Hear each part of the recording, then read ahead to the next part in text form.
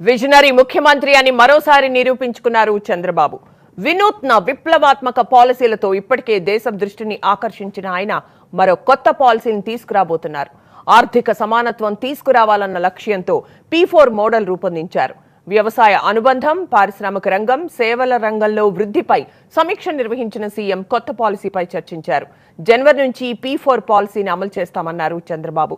ఈ విధానం ద్వారా ఆర్థికంగా వెనుకబడిన 10% మందికి పైగా తీసుకొస్తామని చెప్పారు. ప్రభుత్వం అంటే పథకాలు ఇవ్వడం మాత్రమే కాదని ప్రజల ఆదాయాలను పెంచడమన్నారు సీఎం చంద్రబాబు. పేదరిక నిర్మూలన కోసం చంద్రబాబు ప్రతిపాదించిన విధానమే ఈ P4 మోడల్. P4 అంటే పబ్లిక్, ప్రైవేట్, పీపుల్ పార్టిసిపేషన్ అని అర్థం. అంటే ప్రభుత్వ, ప్రైవేట్ సంస్థలతో పాటుగా ప్రజలను కూడా భాగస్వామ్యం చేయడమే ఈ P4 ఉద్దేశం. జూలైలో నీతి ఆయోగ్ సమావేశంలో చంద్రబాబు ఈ విధానం గురించి ప్రతిపాదించారు. తొలి 10% సంపన్న వర్గాలు అట్టడుగున ఉన్న వారిని దత్తత తీసుకుని వారి ఉన్నతికి తోడ్పడాలన్నారు. దేశంలో పేదరికాన్ని నిర్మూలించాలంటే ఇదే మార్గమని సూచించారు. ఈ P4 విధానం అమలు చేస్తే అట్టడుగు వర్గాలు అభ్యున్నతి చెందుతాయని అభిప్రాయపడ్డారు.